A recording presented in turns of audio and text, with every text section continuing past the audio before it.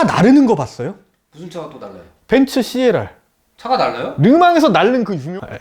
2007년에는 제비를 만나가지고 162억을 뜯겼대요. 누가? BMW의 상속.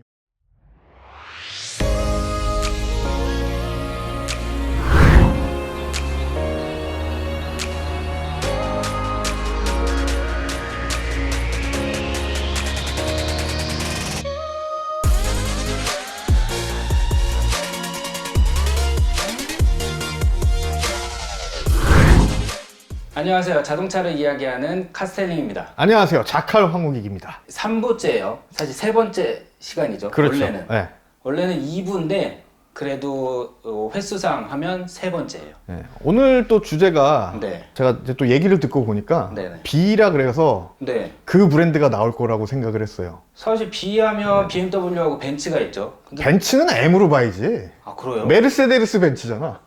아 한국에서 메르세데스 하면 누가 알아? 네. 하여튼 뭐 그 네. 벤츠하고 BMW 뭐 얘기를 하고 오늘 네. 아침에 공교롭게도 제가 이제 운동을 하다가 네. BMW 요즘 핫한 그 신형을 안양천 뚝방길에서 봤어요. 뚝방길에서. 그 뉴트리아. 이렇게 숲에서 슉. 사고 났다는 줄 알고 뉴트리아. 네. 되게 비슷하게 생겼더라고요. 아, 진짜요? 지금 여기 나와 있잖아요. 아 그렇네. 실제로 보니까 어때요? 저 살짝 봐가지고 사실. 아우 괴랄하죠. 아 그래요? 네, 괴랄하고 네. 그 제 개인적인 걸 얘기를 하자면은 네네. 과연 이게 내가 알던 그 BMW의 디자인이 맞는가라는 진짜 그런 생각까지 좀 들었어요. 사실 BMW 그 임 디자이너께서 예. 이제 한국계 디자이너께서 만드셨는데 예. 한국 시장에서는 평가가 어때요? 차가 생각보다 많이 안 팔렸다 그러더라고요. 그러니까 원래 BMW가 네. BMW 코리아에서 차를 내놓으면은 네. 초반에 이렇게 쭉 치고 올라가면서 이제 초기에 판매되는 물량이 굉장히 많았는데 네. 옛날 5 시리즈 같은 경우에는 뭐 한 달도 안 돼서 막 5천 몇 대씩 모자라가지고 땡겨오기도 했는데 이번에 네. 그 신형으로 나온 네. 그 뉴트리아 같이 생긴 녀석은 뉴트리아. 생각보다 지금 판매량이 좀 많이 부진하다라는 얘기들이 좀 있습니다. 예. 근데 뉴트리아 누구가 진 거예요? 개인 생각이에요? 그렇죠. 아니면 개인 누가? 생각이죠. 아 진짜? 예, 예. 그 뉴트리아가 이제 차로 나왔네요. 그렇죠. 예. 환경 파괴의 주범 뉴트리아. 알겠습니다. 예. 그래서 오늘 주제는 사실 다들 뭐 예상하셨을 거예요. B하면 한국에서 그래도 다 알아주잖아요. 그렇죠. BMW 하고 벤츠. 벤츠. 근데 좀 사실 좀 걱정이 되는 게 네. 한국에서는 이제 BMW가 판매량이 많아서 그런지 모르겠는데 네. 좀 어떤 성역화가 돼 있어요. 성역화. 성역화. 성역화. 예, 그러니까 네. 사실 뭐 좀 건드리면 안 되는 듯한 그런 이미지들이 좀 있어서 네네. 미디어들 같은 경우에는 뭐 제 아는 후배네 미디어 같은 경우에는 네. BMW 시승차를 받아서 이제 뭐 단점을 얘기를 했더니 네. 뭐 그 매체는 앞으로 시승차 주지 마. 뭐 이런 얘기도 나왔었고. 예. 그 좀 휘두르는 거네요. 예, 그렇죠. 그런 사실 이런 경향이 좀 있죠. 언론계라든지 미디어 쪽에서는 공평하게 딱 예. 제공하고 시승을 맡고. 에이, 공평한데 근데 시승하는데 뺑뺑이 돌리나? 그건 나는 작가님 아시겠죠? 저는 그쪽이 아니었어요. 예. 아, 그렇구나. 어쨌든 그런 내용들이 좀 성역화. 있어서 좀 사실 좀 조심해야 될 부분들도 있는데 네. 뭐 아시잖아요. 저야 뭐 눈치 보는 사람이 아니어가지고. 네. 멋있어. 근데 이제 그래서 제가 이제 또 사실은 자칼 말고 네. 억분이라는 별명이 있어요. 억분. 예, 억분이. 억울하고 분한 사람. 좀 살짝 화가 좀 매번 차 있어서 저도 항상 조심스러워 하고 있습니다. 예. 하여튼 오늘 BMW하고 벤츠에 네. 관련된 네. 재밌는 얘기들 네. 한번 보시고 이번에 제가 자료 조사를 하면서 보니까 네.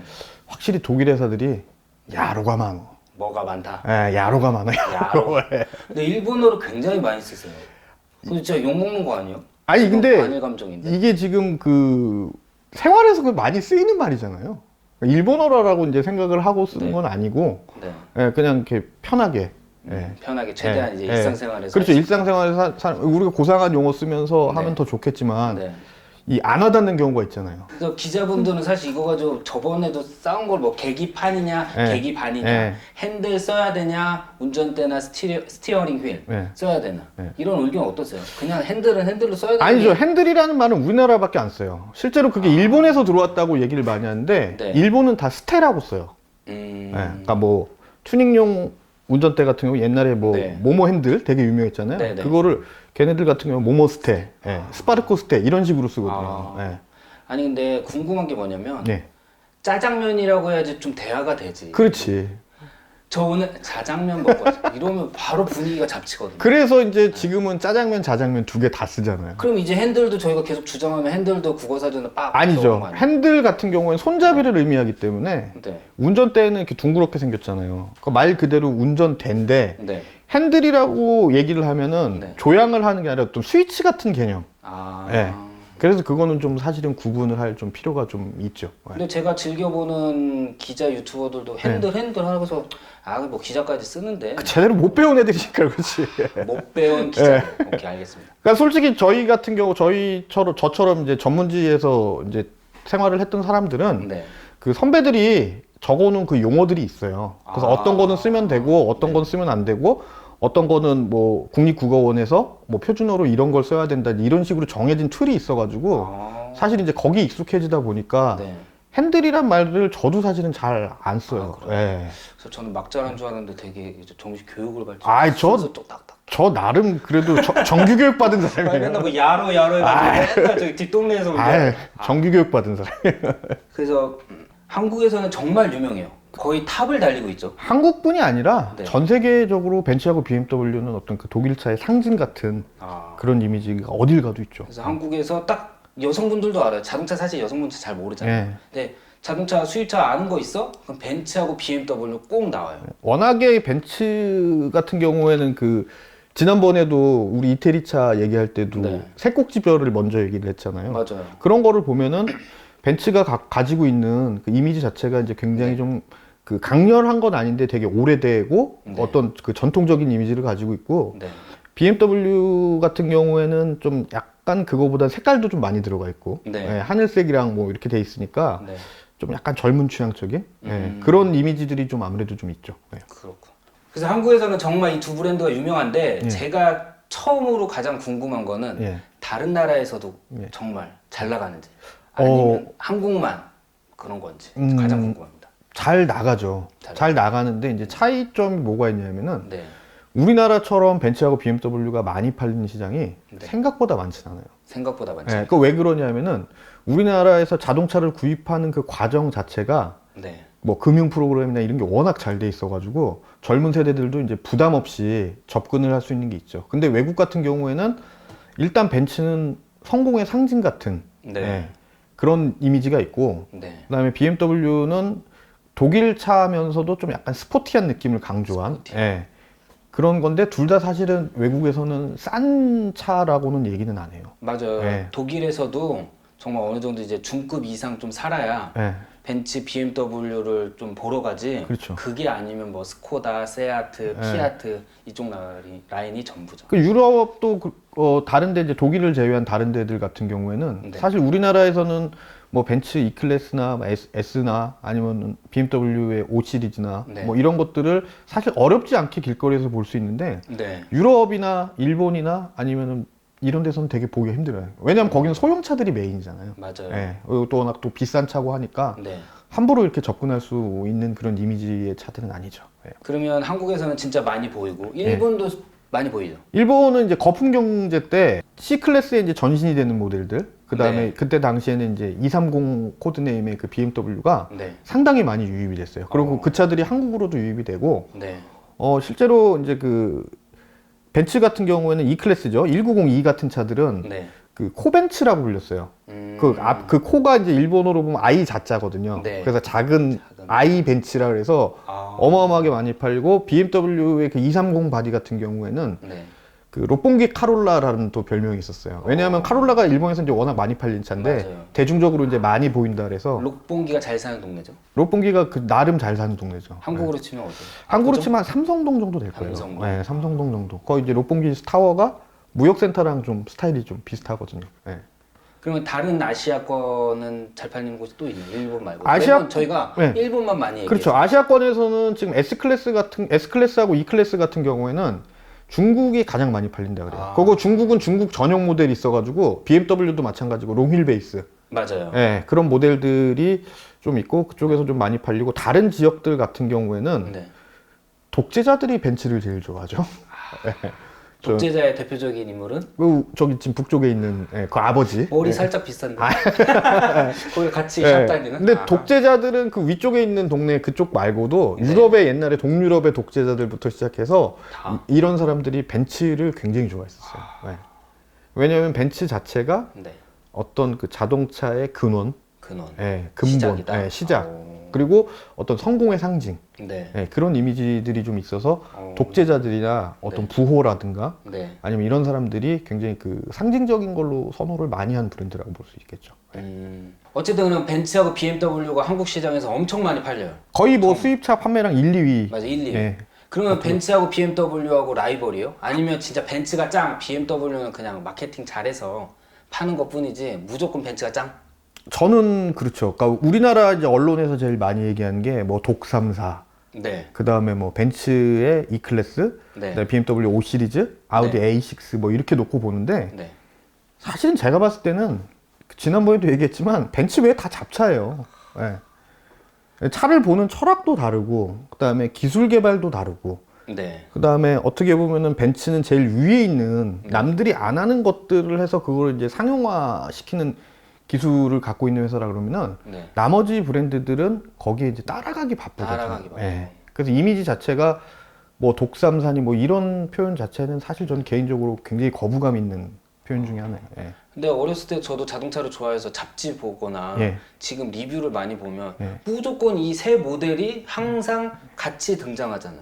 같이 등장하는데 그게 우리나라 미디어에서 좀 많은 편이에요. 우리나라랑 독일 미디어. 아, 예, 다른 데서는 사실 그거를 벤츠랑 다른 독일 차들을 같은 선상에서 얘기를 하거나 하는 경우가 네. 생각보다 그렇게 많지는 않아요. 아, 근데 이런 경우는 있죠. 뭐 예를 들어서 아우디나 BMW에서 네. 뭐 광고나 기획 기사를 집행을 하는데 네. 우리 벤츠 E 클래스랑 붙여주세요. 음, 그런 경우에는 이제 들어가긴 하는데 네.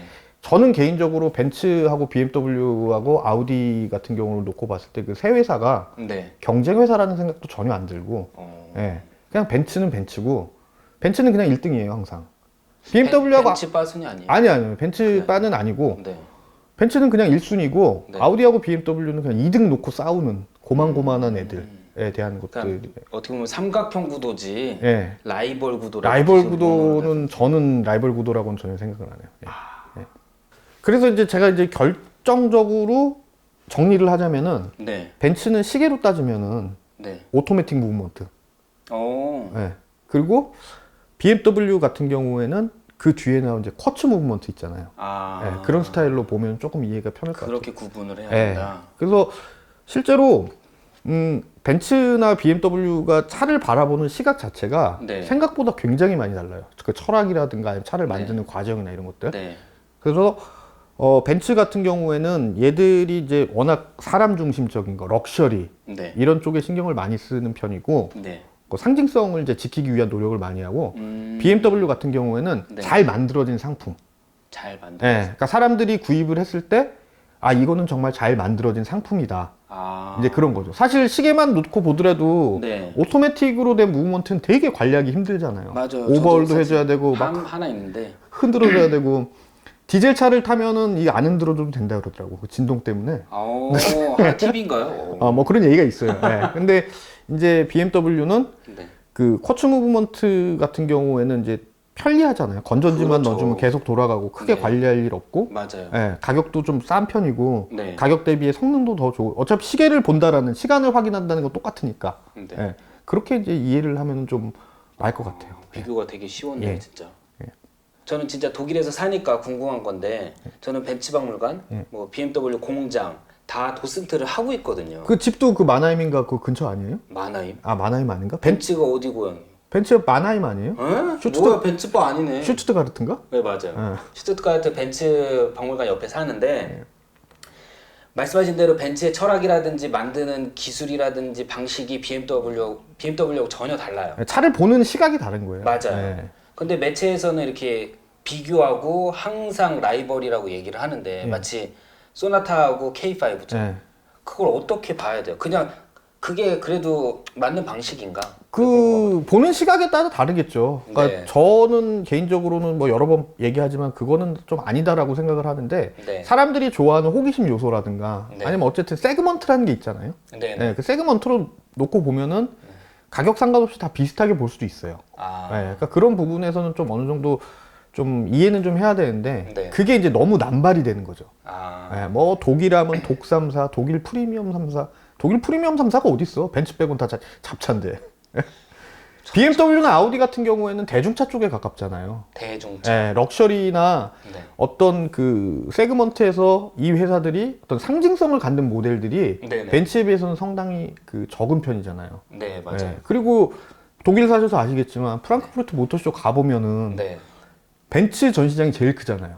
그건 부스가. 맞아요. 네, 포럼. 맞아요. 네, 그리고 그 포럼은 벤츠밖에 못 쓴다고 제가 그때 얘기를 들었어요. 맞아요. 네. 사실 맞아요. 그래서 그 포럼 옆에 그 바깥에 있는 아고라를 두고 아우디하고 BMW가 매년 싸우잖아요. 누가 더 그걸 그렇죠. 갖고 가냐. 예. 맞아. 이미 벤츠는 확정된 거예요. 그렇죠. 그거 막 6층짜리 에스컬레이터를 짓지 않나. 그러니까 아, 저 눈 돌아갔어. 처음에 딱 갔어. 저도 깜짝 놀랐어요. 그걸 보고 딱 느낌이 뭐냐면은 역시 뭘 해도 달러. 벤츠 네. 빼고 잡차다? 예, 벤츠 빼고 잡차. 예. 자, BMW, 아우디는 뭐 에스컬레이터 열심히 또 따라 하는 거잖아요. 따라 뭐 하는데 한 2층 올라가나? 따라 하는데 왠지 모르게 좀 빈티가 나요 좀. 좀 미안한 얘기지만 네. 벤츠 빼고 잡차니까. 예, 벤츠는 그래서 프랑크푸르트 모터쇼 가보면은 그 주력 모델만 전시를 하는 게 아니라 거의 지금 판매하고 있는 모든 모델을 다 갖다 놓잖아요. 그러니까 저는 박물관에 온 클래식카를 종종 뭐 전시하지만 판매하는 모든 차를 다 전시해요. 네. 정말 깜짝 놀랐어요. 그러니까 그게 이제 어떻게 보면은 그 회사의 스케일이라든가 네, 이 회사가 가지고 있는 어떤 역량의 네. 그 차이라고 볼 수 있죠. 아. 그래서 벤츠하고 BMW 지금 현 시장까지 다 살폈는데 사실 일단은 저희가 백과사전을 하는 의미에서는 벤츠의 히스토리하고 BMW의 히스토리를 좀 들어봐야겠죠. 벤츠는 1890년대에 생긴 회사잖아요. 1890년. 네, 90년대. 네. 원래로 치면 이제 벤츠 C라는 회사가 훨씬 더 먼저 생겼는데 네, 기원을 그 페이턴트 모터바겐부터 이제 보면은 네, 그때로 이제 보는 경향이 많아요. 그리고 네. BMW는 1916년에 이제 생겼고 맞아요. 둘 다 이제 뭐 100년이 넘었고 네, 몇 년 전에 BMW가 100주년 할 때 광고 이쁘게 하고 맞아요. 벤츠가 그 다음에 그 막광고 했었잖아요. 맞아요. 100년 동안 즐거웠다. 맞아. 예. 그런 것들을 보면 두 회사 다 역사적으로 봤을 때 네, 뭐 적지 않은 시간을 자동차 산업에 이제 투자를 했던 회사인데 네, 이 벤츠는 처음에 칼 벤츠가 그 내연기관을 얹어서 이제 자동차를 상품화하고 네. 뭐 다들 아시겠지만 베르타 벤츠가 그걸 가지고 마케팅을 했잖아요. 애들 사실 데리고 그렇죠. 그 연구비도 대주고 예. 맞아요. 그러면서 이제 다임러하고 이제 합병을 하면서 칼 벤츠, 그다음에 고프리트 다임러, 그다음에 비렘름 마이바흐까지 이제 합류를 하면서 네. 회사의 이제 모습을 갖추게 됐고 벤츠는 사실 새로운 시도를 굉장히 많이 한 회사예요. 그러니까 근래만 따져 보더라도 네.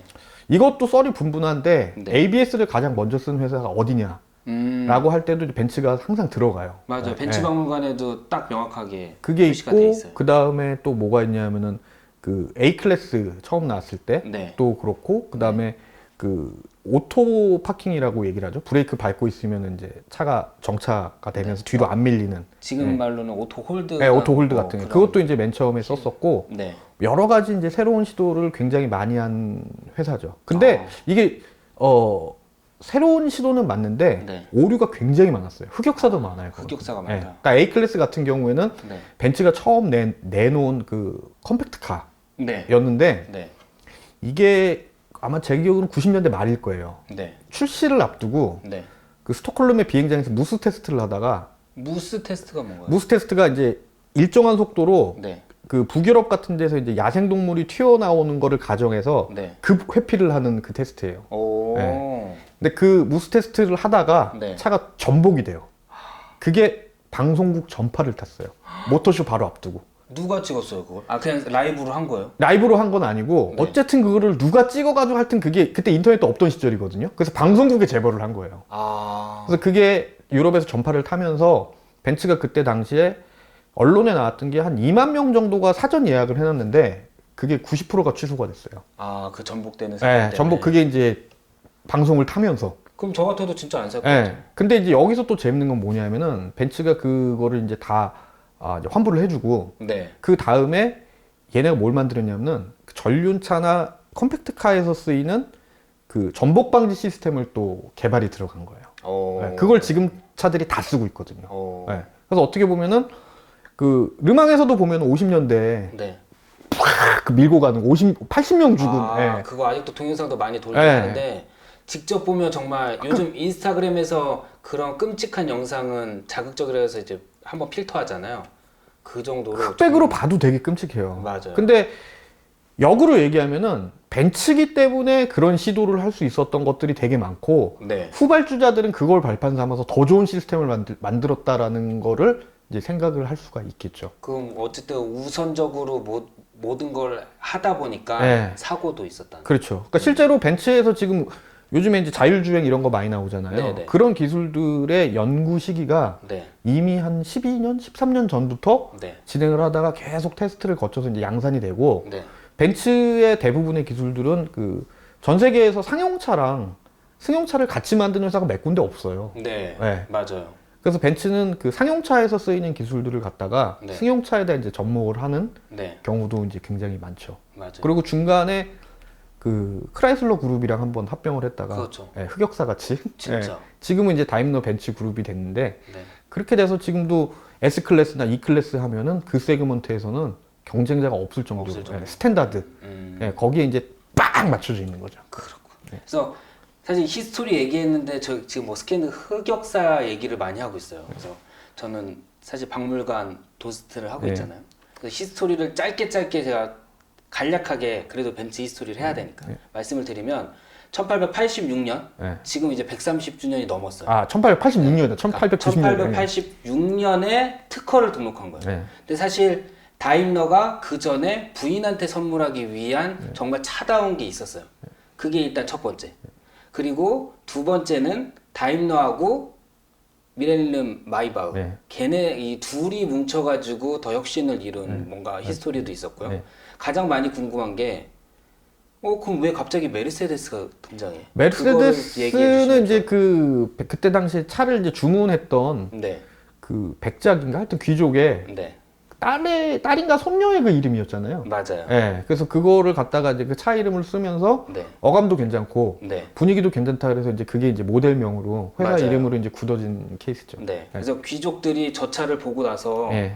저 차가 뭐길래 이 레이스에서 지금 1등 하는 거야. 그래서 이 다임러한테 가가지고 나도 저 차 만들어줘. 예. 했는데 그게 메르세데스였고 스페인어로 우아하다는 뜻을. 그 미국에 가서 메르세데스라 그러면 못 알아들어. 맞아요. 멀시디스. 맞아, 머시디스.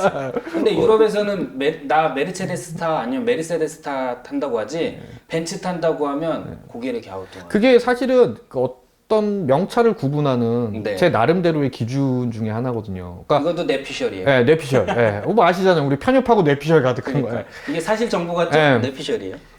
당신 차 못 탑니까? 라고 얘기를 했을 때 네. 모델명이 나오는 차들은 대부분 그 양산차 쪽, 그 대중적인 차들. 예. 그러니까 못 타라고 했을 때 나 530 타. 이런 게 있고 네. 너 차 못 타라고 얘기했을 때 나 메르세데스 타. 렉서스 타. 네. 페라리 타. 어. 예, 이렇게 되는 거죠. 그 명차라든지 좀 퀄리티가 높다. 예. 근데 뭐 물어봤어요. 못 타 그랬는데 아우디 타. 그럼 아우디 뭐 이렇게 되잖아요. 또 예. 한번 쪼개지는데 예. 메르세데스 타. 그럼 오. 벤츠 타 하면은 그냥 예. 다 종결. 그렇죠. 그런 혹시 벤츠 빠순이네요. 뭐 꼭 그런 건 아니고 예, 예. 역사적으로 사실 벤츠는 굉장히 자동차 역사에서 중요한 역할을 하고 있고 네. 그리고 베르타 벤츠가 네. 그 아이들 태우고 이제 멀리 가잖아요. 맞아요. 그 시제품을. 근데 네. 사실 칼 벤츠는 그때 당시에 그 마케팅을 하거나 네. 상품을 파는 능력이 없었던 사람이에요. 그냥 공돌이야. 맞아요. 기술자. 네. 예. 또 책도 많이 읽고 독일 서적으로 된 거 읽어보면 벤츠가 되게 소극적이고 예. 정말 내성적이었어. 그래서 브레이크 한번 사고 그 런칭 쇼 했었잖아요. 네. 브레이크 한번 사고 나고 거의 2달 동안 누워 있었어요. 그리고 나중에는 칼 벤츠가 다임러랑 이제 합병이 되고 나서 사실은 칼 벤츠는 그 벤츠라는 회사에 네, 기술자로 오래 있었던 시간이 생각보다 적어요. 맞아요. 예. 그러니까 자기는 이제 투자만 해주고 상표권만 갖고 있는 사람. 네, 그러니까 어떻게 보면은 그 지주 같은 그런 역할을 하고 그렇죠. 나머지 이제 기술 개발하는 쪽에다 이제 맡겨놓은 케이스라고 이제 볼 수 있죠. 그래서 네. 사실 그것도 그렇잖아요. 그 베르타 벤츠가 네. 아이들을 싣고 자기 이제 친정을 가는 것 자체가 사실은 어떻게 보면 굉장히 좋은 마케팅 수단인 거예요. 그렇죠. 예. 어디를 가도 이게 네, 화제가 되니까. 네. 그것도 자동차 역사에서 보면은 어떤 최초의 그 제대로 된 마케팅 사례라고 볼 수 있는 거죠. 예. 최초 타이틀을 최소 4개를 얻었죠. 네, 그쵸. 주유소도 예, 있고 예. 펜벨트 여자 스타킹 그거 한다고 하잖아요. 아, 그거는 좀 구라고. 그래도 어쨌든 마케팅에서 예. 많이 쓰더라고요. 그때 당시엔 그리고 휘발유가 아니고 알코올을 썼잖아요. 맞아요. 그 약국 돌아다니면서 맞아요. 모아가지고 네. 안 될 것 같아가지고 계속 이제 부어 맞아요. 그런 것들 머리핀으로 라디에이터 뚫기도 네. 그런 게 다 최초로 남아있죠. 그런 거를 보면은 벤츠가 이제 자동차 역사에서는 최초라는 타이틀이 이 사람들한테는 사실 별로 그 신선하거나 그렇지가 않아. 그러니까 당연하게 자기네들 항상 그렸어요. 탑이니까 예. 지금까지 벤츠 빠순이. 그래서 메르세데스 이 다임러 회사 거였거든요. 네, 다임러 거. 다임러 회사 거하고 벤츠가 1926년에 1차 세계대전 때문에 아, 공- 합쳐져가지고 공부 많이 하셨네. 아, 도스트잖아요. 독일에서 지금 날리고 있는. 네. 네. 그래서 합병을 해서 만들어진 게 지금 저희가 알고 있는 네. 메르세데스. 메르세데스 아는 다임러예요. 그렇죠. 그러니까 다임러 벤츠 회사가 된 네. 거죠. 지금은 그쵸 다임러 그룹이 됐죠. 네, 그러니까 네. 다임러 그룹이 있고 네. 그 안에 그러니까 이런 양산으로 판매하는 브랜드 네임은 메르세데스 그리고 벤츠가 되는 거죠. 네. 그리고 스마트도 있고 갑자기. 다임러 트럭도 있고. 맞아. 네. 기업 치면 끝이 없는. 네, 네. 굉장히 많죠. 맞습니다. 벤츠 박물관 하면 히스토리 얘기도 많이 하는데 레이싱 역사도 빠지지 않아요. 그러니까 벤츠는 히스토리에서 레이싱 얘기도 굉장히 많이 하더라고요. 많은데 이제 흑역사들이 많죠. 아까 우리 흑역사. 얘기했던 그런 흑역사들도 있고. 네. 벤츠 하면 이제 사람들이 가장 많이 알고 있는 게 이제 실버 에로우잖아요. 맞아요. 실버로 제일 유명하죠. 제일 유명하죠. 네. 근데 실버 에로우는 굴한 거 아세요? 왜 그래요? 이게 책도 엄청 많아요. 이게 유래가 네. 1934년에 레이스를 준비를 하면서 네. 무게 때문에 그 도장을 벗겨냈다고 얘기를 하거든요. 맞아. 그 유명한 네. 니르부르크림 거기서. 네, 근데 네. 1934년에 열렸던 네. 그 에펠렌네라는 그 대회에는 네. 무게 규정이 없었어요. 규정 자체가 없었다. 네, 규정 자체가 없었어요. 그래서 이게 나중에 네.